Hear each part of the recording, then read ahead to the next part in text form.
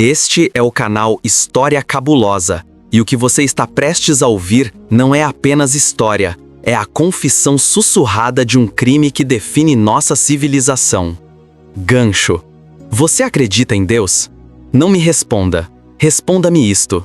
Você acredita que tudo o que te contaram sobre Deus é a verdade?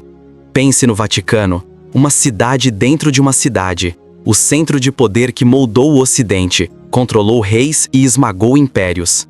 Mas por trás das tapeçarias de ouro e dos mármores polidos, existe um cofre. Não um cofre bancário, mas um cofre de tempo. O Arquivo Apostólico Secreto. Milhas e milhas de prateleiras, documentos que remontam a 2 milênios. Lá, em algum lugar, não existe apenas o registro de quem você é ou o que a igreja fez. Existe algo mais, um segredo. Um segredo tão fundamental, tão corrosivo, que a sua revelação não apenas abalaria a fé, mas reescreveria cada livro de história que você já leu, destruindo o alicerce sobre o qual toda a civilização ocidental foi construída. E para garantir que essa verdade jamais veja a luz do dia, o Vaticano não apenas escondeu papéis, o Vaticano matou. Matou pessoas, matou conhecimento, matou a própria história. Hoje, vamos desenterrar o segredo proibido, o segredo que custou vidas. E a única pergunta que importa é: estamos prontos para a verdade, mesmo que ela nos custe a alma? Este é o História Cabuloso, e o segredo que o Vaticano matou para esconder começa agora. Ato 1. A Cripta de Milhas. Existe uma sensação que só pode ser descrita como o peso do tempo. Você não a encontra em museus, apenas em lugares onde o tempo foi ativamente aprisionado.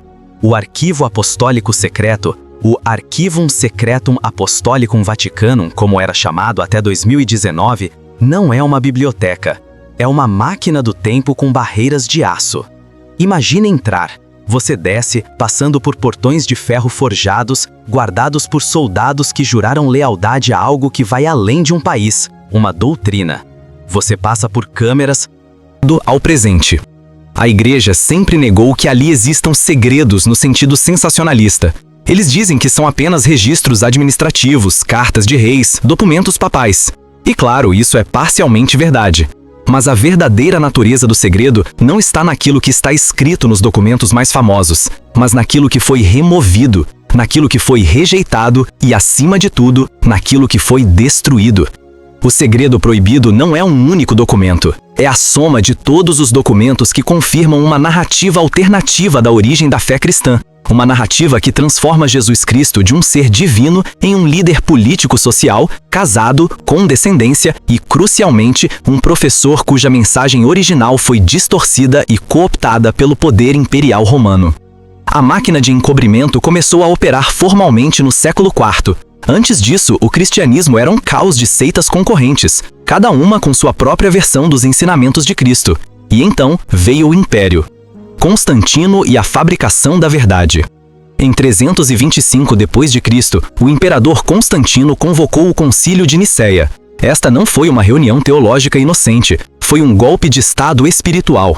O Império Romano estava caindo em pedaços, e Constantino precisava de uma nova cola ideológica, uma fé universal, estruturada e controlável.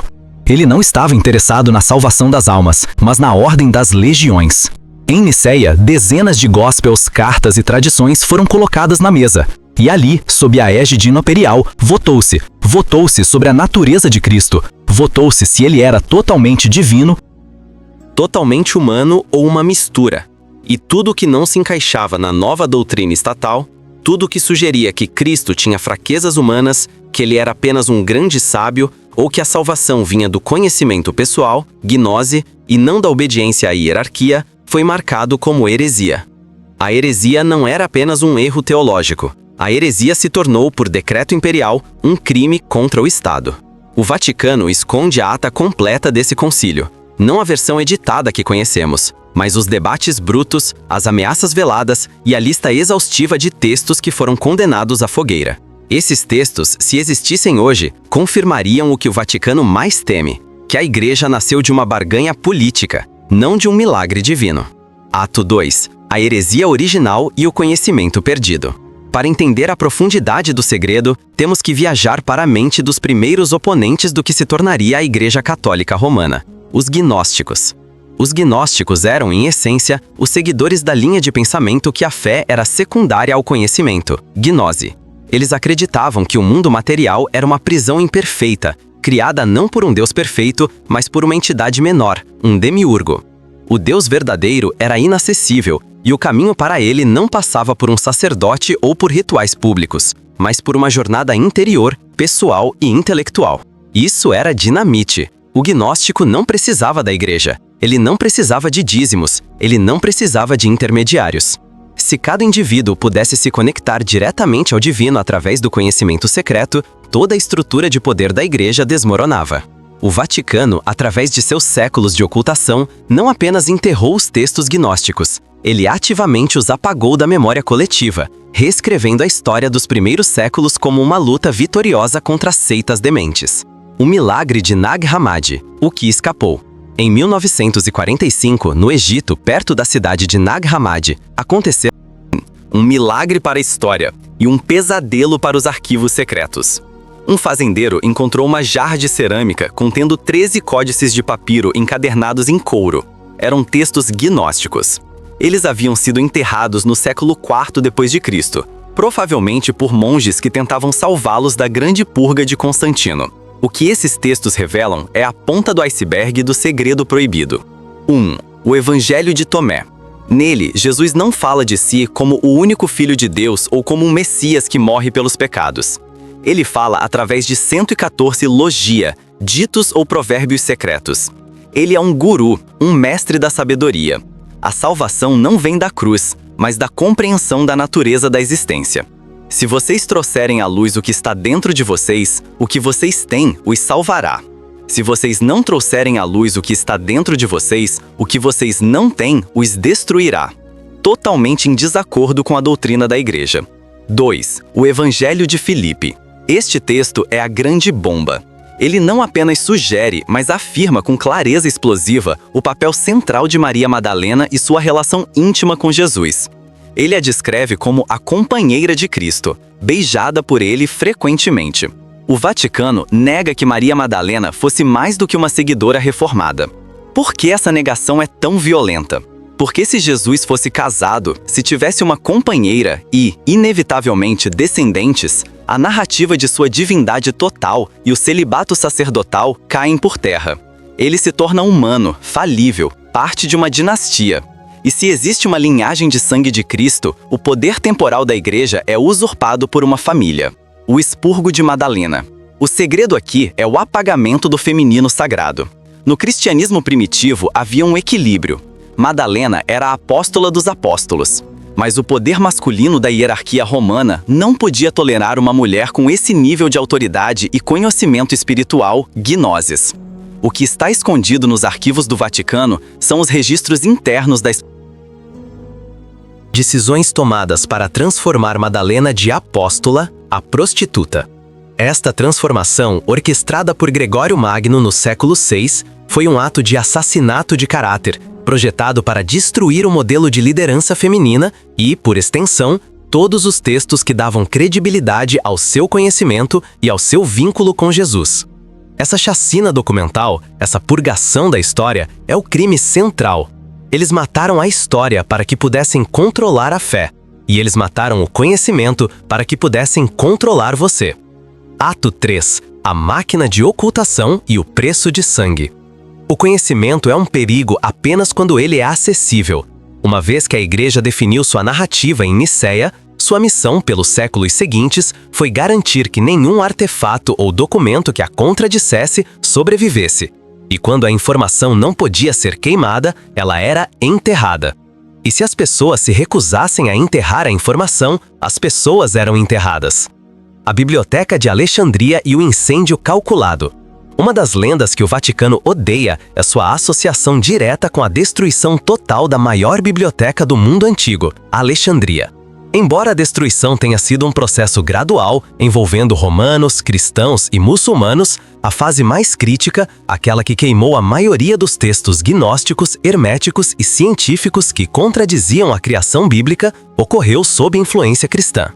O que o Vaticano esconde é que eles não apenas permitiram a destruição, mas que cópias de textos críticos foram salvas por ordens específicas e trazidas para a Europa, não para serem lidas, mas para serem seladas no arquivo secreto, garantindo que ninguém mais tivesse acesso a essa gnose perigosa.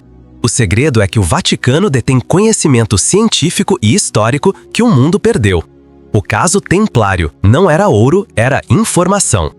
Chegamos ao ponto em que o segredo não se limita a papiro antigo, mas a instituições militares e financeiras poderosas.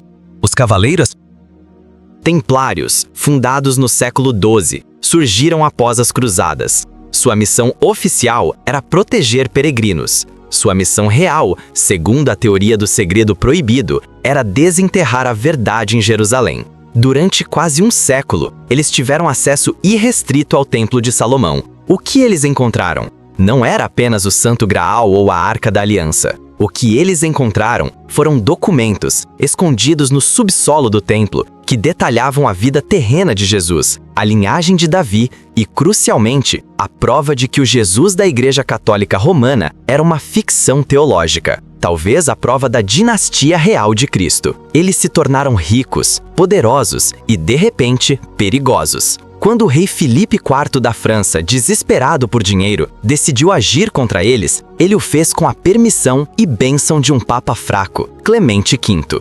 O que o Vaticano matou para esconder neste caso? Não foi apenas o dinheiro templário, foi o conhecimento que os templários supostamente armazenaram.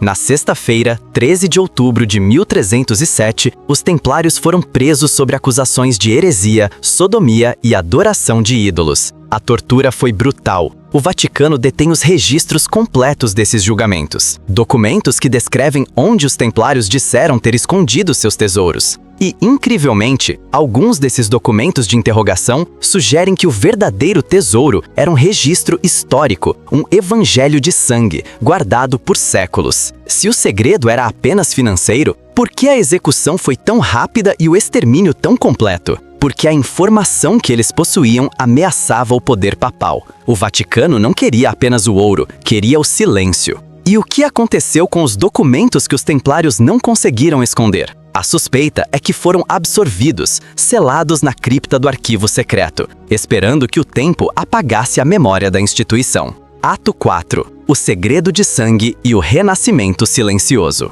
A Idade Média foi o período do controle absoluto da idade. Mas a Renascença, com a invenção da imprensa e o ressurgimento do humanismo, foi uma ameaça existencial. De repente, a leitura e a erudição não estavam mais restritas aos mosteiros. Os papas assassinos e o medo da linhagem.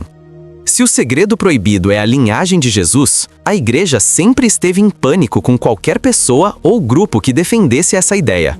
Na Renascença, a Igreja, personificada por famílias como os Borgia e os Médici, era mais um estado secular do que uma instituição espiritual. Eles matavam por terra, por dinheiro e por poder, mas eles também matavam por segredos. O que o Vaticano esconde desse período? Os registros dos assassinatos políticos justificados como heresias.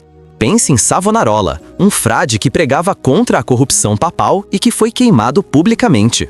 Ele não foi apenas um crítico, ele era uma ameaça porque estava cavando nos registros antigos, buscando a pureza do cristianismo original, o que fatalmente o levaria aos textos gnósticos e à verdade sobre a fundação política do papado. O documento de Avignon, a confissão final.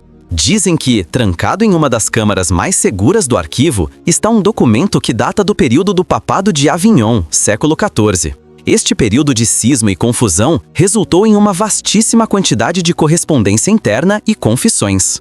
Este documento, alegadamente, não apenas confirma a existência da dinastia de Cristo, mas detalha a localização de relíquias que provariam essa linhagem. Talvez o próprio corpo de Madalena ou registros genealógicos da família de Jesus que fugiu para o sul da França. A lenda do Prioredo de Sião, que, embora controversa, toca diretamente no nervo do segredo. O valor do segredo proibido não está em provar que Jesus era casado, mas em provar que a própria estrutura que nega isso é construída sobre uma mentira violenta e milenar. Se o Papa é o sucessor de Pedro, ele detém o poder espiritual. Se há herdeiros de sangue de Cristo, o poder temporal pertence a eles. A manutenção do segredo não é sobre a proteção da fé, é sobre a proteção do poder. Atos 5. A Igreja Moderna e os assassinatos recentes. Você pode pensar que os séculos de fogo e tortura se foram, que o Vaticano moderno não precisa mais recorrer ao assassinato para esconder seus segredos. Você estaria redondamente enganado. O segredo proibido não é estático. Ele tem ramificações financeiras, políticas e sociais que continuam a ameaçar a estabilidade do poder da Igreja. E onde há ameaça, há violência.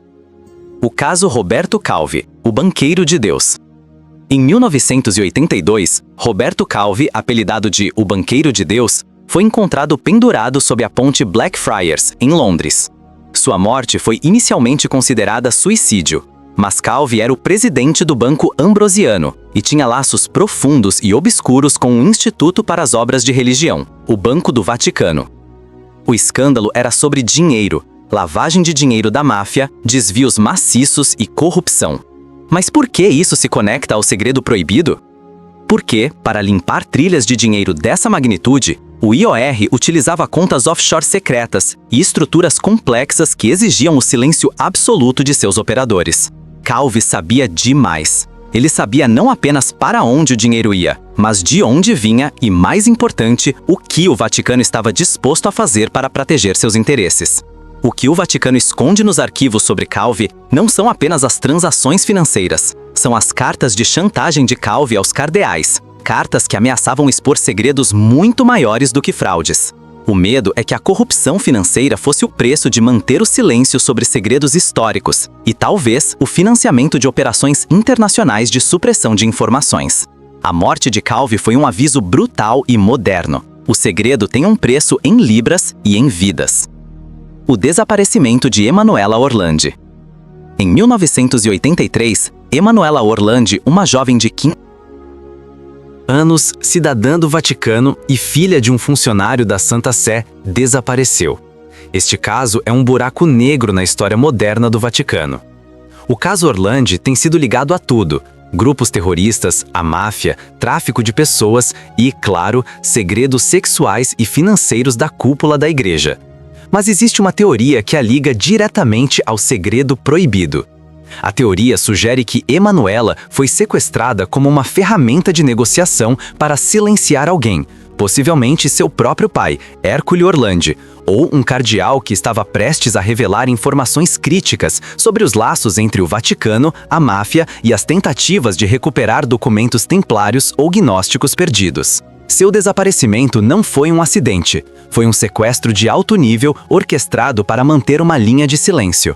O arquivo secreto contém um relatório completo da Jandarmeria Vaticana sobre a investigação interna do caso Orlandi. Um relatório que, se fosse divulgado, não apenas resolveria o desaparecimento, mas revelaria o grau de conspiração e poder que a Igreja ainda exerce para proteger seus interesses centrais. Emanuela é a prova viva, ou a prova desaparecida, de que a máquina de ocultação de segredos ainda funciona com a mesma frieza do século IV. O segredo tem corpos, e esses corpos continuam a assombrar Roma. Ato V. A verdade que mata a fé. Chegamos ao cerne da questão. Qual é o verdadeiro segredo proibido? A soma de todas essas ocultações e assassinatos. Não é um item de tesouro, nem um pergaminho. É a natureza da divindade. O Vaticano matou para esconder a prova de que o cristianismo, em sua forma original, era uma filosofia de vida, uma gnosis, onde Jesus era o professor da consciência. Se o Jesus histórico, o homem, fosse revelado em sua plenitude, com esposa, filhos e engajamento político, isso não apenas desmancharia o dogma da Imaculada Conceição e da ressurreição no sentido literal que a Igreja ensina, mas também forçaria a humanidade a encarar uma verdade desconfortável que somos fundamentalmente responsáveis pela nossa própria salvação e que não precisamos de uma mega estrutura para nos conectar ao divino. O segredo proibido é a prova de que a fé, como a conhecemos, foi criada para ser um sistema de controle social e político. As ramificações finais. Se o Vaticano liberasse hoje a totalidade dos arquivos, as consequências seriam: 1. Colapso da hierarquia. Se a descendência de Cristo existe, o Papa é apenas um administrador de uma religião cooptada. A autoridade divina se transfere da instituição para o sangue. 2. A queda do celibato. Se o maior líder espiritual era casado, a regra do celibato, que serve para manter o patrimônio e a lealdade dos sacerdotes à igreja e não à família, seria imediatamente revogada, mudando a estrutura de poder. 3. Revelações científicas e tecnológicas. Se a Igreja confiscou textos de Alexandria e dos Templários, ela pode estar escondendo não apenas a história da fé, mas a história da ciência e da filosofia, que estavam muito mais avançadas do que pensamos no mundo antigo. O segredo pode envolver até mesmo a verdade sobre a origem da vida ou a natureza do universo, que contradizem a Gênese. O silêncio do arquivo secreto é o monumento mais caro do mundo. É o preço do poder. Eles mataram a história para que o seu medo pudesse ser a nossa fé. Encerramento. Esta é a linha que define o que sabemos e o que ousamos questionar. A verdade está lá embaixo, sob os mármores de Roma, esperando. O que mais eles esconderam? O que mais eles mataram? Pense nisso e não confie em tudo que te contam.